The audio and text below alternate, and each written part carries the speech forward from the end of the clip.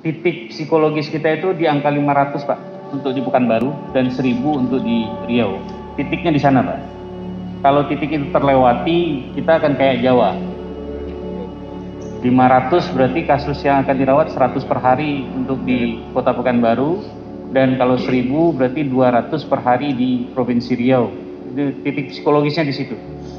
Kalau titik psikologis itu terlewati, kita tidak ada persiapan yang matang, kita akan seperti di Jawa, Jakarta, Bandung, ataupun Surabaya.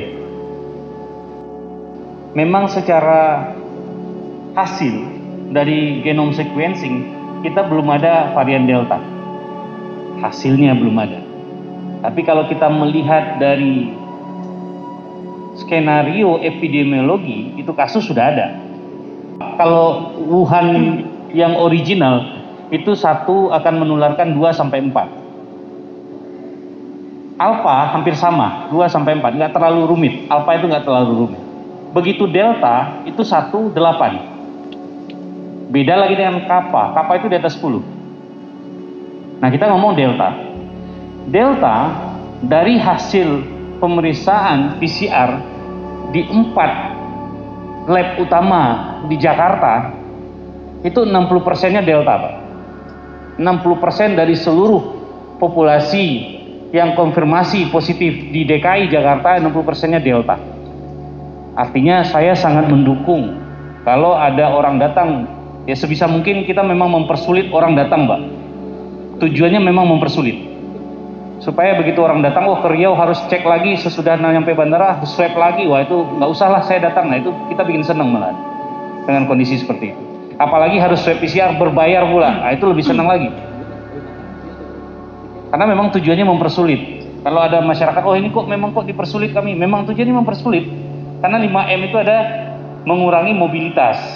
Mobilitas itu memang tujuan penyekatan yang dilakukan oleh Pak Kapolres, samalah itu. Penyekatan di bandara juga seperti itulah harusnya.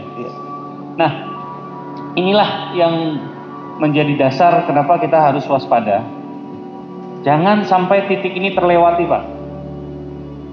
Saya selalu berpegang ya, kemarin pun juga disampaikan hal yang sama. Ceritanya bagus sekali. Sebanyak apapun kita menambah kapasitas rumah sakit, tidak akan berguna. Sebanyak apapun kita menambah kapasitas oksigen, tidak akan mampu kita menghadapi pandemi kalau kita cuma berpikir bagaimana pasien dirawat dan dirawat. Sama kayak prinsipnya, apakah rumah sakit mencegah kecelakaan bermotor di jalan raya? Tentu tidak, Pak. Kalau kita mau mencegah kecelakaan bermotor di jalan raya, bukan rumah sakit yang ditambah, tapi pastikan orangnya pakai helm, mematuhi syarat-syarat untuk bepergian dengan kendaraan. Prinsip ini sama dengan penanganan COVID. Kalau kita mau menangani COVID dengan baik, bukan rumah sakit yang diperbanyak. Memang betul, rumah sakit harus kapasitasnya terisi untuk menyelamatkan nyawa. Tapi prinsipnya sesuai dengan tadi Pak Gubernur, Pak Wakil Gubernur menyampaikan, Pak Wakil Kapolda menyampaikan. Kita juga nggak harus cuman di PPKM-nya, Pak. Inti utamanya itu adalah di kerumunan. Kerumunan itu bisa diciptakan atau tidak tercipta dengan sengaja gitu. Kayak bukannya ekonomi nggak jalan, silahkan jalankan ekonomi. Tapi yang mematuhi kasih hadiah, silahkan jalan.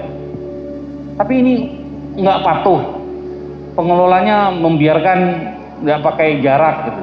Itu tentu harus ada implikasi, karena jangan sampai yang patuh merasa wah saya patuh tapi nggak ada gunanya, yang nggak patuh di sebelah dibiarin saja gitu. Jadi kembali ke poin utamanya, Pak, jangan sampai titik psikologis kita terlewati di angka 500 untuk Pekanbaru, 1000 untuk Riau. Selama titik psikologis nggak terlewati, insya Allah kita aman, Pak. Tapi kalau nggak, seperti yang tadi disampaikan, nggak akan cukup itu tempat kuburan itu nggak akan pernah ada cukupnya, Pak, kalau kita biarkan seperti ini terus gitu. Mungkin itu saja yang bisa saya sampaikan. Terima kasih Pak Gubernur. Assalamualaikum warahmatullahi wabarakatuh.